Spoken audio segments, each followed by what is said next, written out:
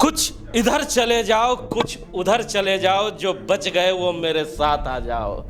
ये डायलॉग आपने सुना होगा, ये प्रसिद्ध फिल्म शोले का है, जो डायलॉग अक्सर लोग कहा करते हैं। लेकिन ये डायलॉग आजकल बोकारो विधानसभा में कांग्रेस पार्टी पे खूब जमता है कि सुबह उठते के साथ ही अगर अखबार आप खोल देंगे तो आपको पता चलेगा कि कांग्रेस पार्टी के महासचिव चले गए, कांग्रेस पार्टी के सचिव चले गए।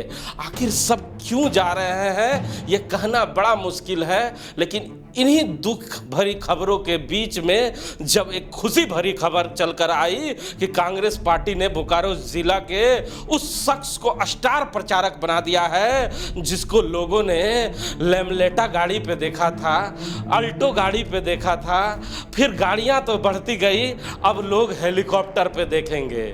जी हाँ, आप समझ गए हैं। हमारे साथ बात करने के लिए विस्थापित नेता मंजूर अंसारी हैं, जो अभी प्रदेश अध्यक्ष भी हैं अल्पसंख्यक मोर्चा के।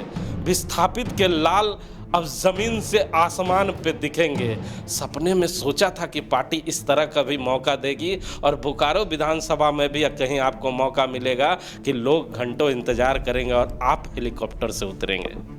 निश्चित तौर पर हिमांशु जी, मैं आपके माध्यम से भी अपने प्रदेश नेतृत्व को, पार्टी को धन्यवाद देना चाहूँगा कि एक अदना कार्यकर्ता को, एक छोटा कार्यकर्ता को उन्होंने जगह दिया है स्टार प्रचारक में। इसके लिए मैं आपके माध्यम से भी पार्टी को धन्यवाद देता हूं और आशा करते हैं कि पार्टी का जो भी हो सकेगा हमसे, हम उस पर दिन रात मेहनत करके पार्टी के लिए काम करें। सर, गजब का मेहनत आपने किया है।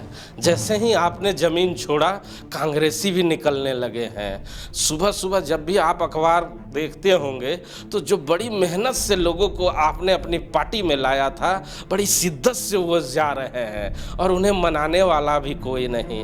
कांग्रेस का ये हाल कैसे होते जा रहा है सर? हिमांशु जी, कांग्रेस एक बड़ी पार्टी है और कांग्रेस एक बड़ी पार्टी है। हमारे नेतृत्व करने वाले लोग में थोड़ी कमी बेसी हो सकती है, इसके चलते इस तरह की बातें हो रही है।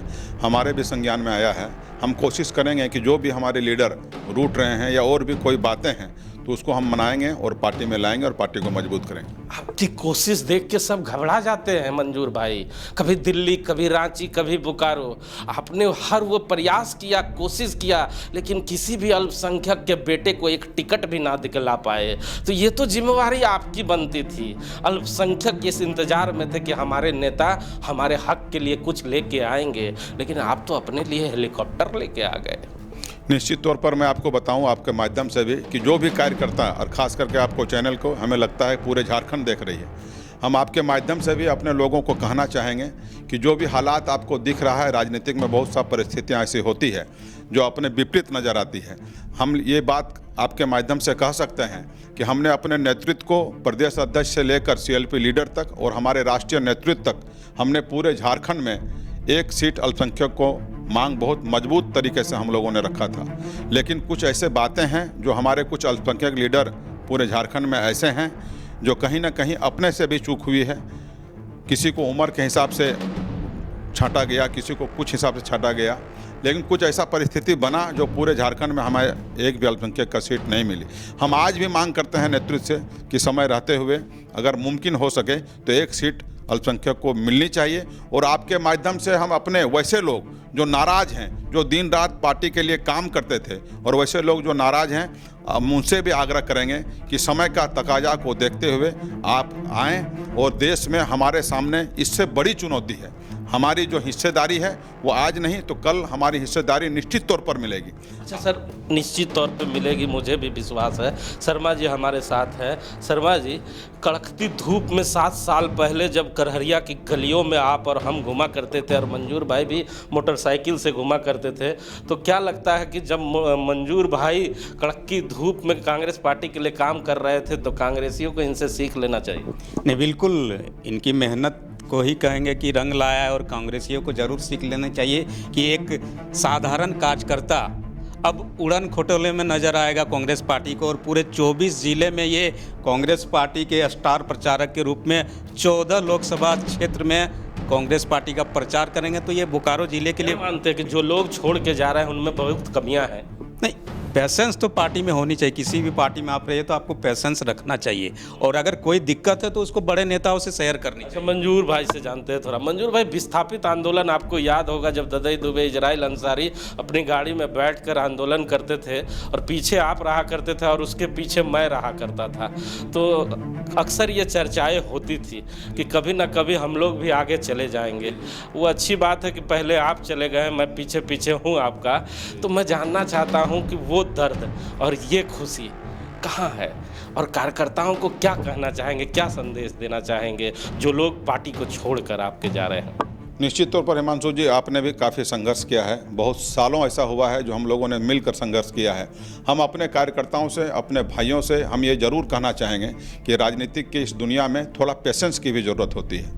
विपरीत परिस्थिति में भी हमें अपने धैर्य के साथ आगे बढ़ने का हमें सीख हमारे लोगों ने दिया है। हम उम्मीद करते हैं कि जो मुद्दा बनना चाहिए था आज के समय में हिमांशु जी, धनबाद के लिए, बोकारो के लिए, बोकारो को मैं जब कभी अपने आँखों से देखता हूँ, जब मैं शहर घूमता हूँ, तो हमें ऐसा लगता है कि हमारे पास इतने तरह के संसाधन हैं जो हमारा यहाँ पर मिनी कोटा हो सकता था।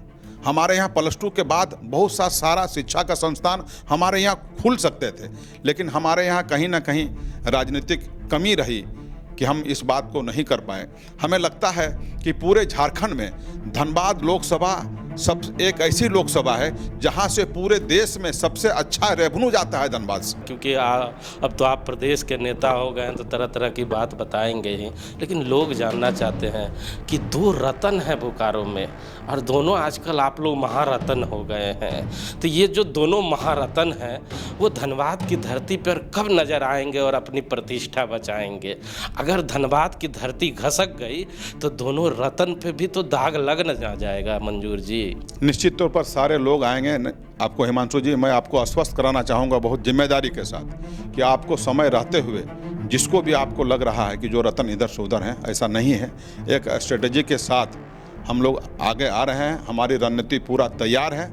हम उम्मीद करेंगे कि जिस चेहरा को आप नहीं देख पा रहे हैं वो सारे चेहरा आपको धनबाद के लोकसभा चुनाव में नजर आएंगे। तो सुना ना आपने, ये मंजूर अंसारी है जिन्होंने साफ तौर पे बताया। लेकिन मैं आपको बता दूं कि ये धनबाद लोकसभा है जहां पर कई प्रदेश अध्यक्ष हैं। मंजूर भाई हमारे साथ हैं जो अल्पसंख्यक मोर्चा के प्रदेश अध्यक्ष हैं। यहीं पे राजेश ठाकुर है इसी विधानसभा में जो प्रदेश अध्यक्ष हैं कांग्रेस पार्टी के, और धनबाद में युवा का प्रदेश अध्यक्ष है। तो ये जो धनबाद लोकसभा सीट है, यहाँ पे कई प्रदेश अध्यक्ष हैं, और कहा जा रहा है कि धनबाद लोकसभा में वर्चस्व की लड़ाई शुरू हो गई है। आखिर ये लड़ाई क्या रंग लाएगी ये तो आने वाला समय बताएगा।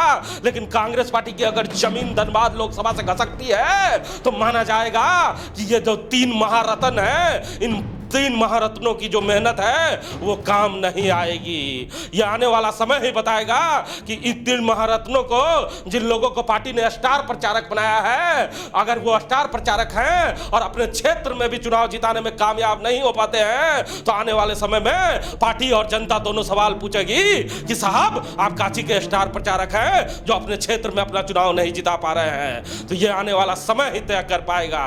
कैमरामैन भोला के साथ जीपी हिमांशु, डी फोकस।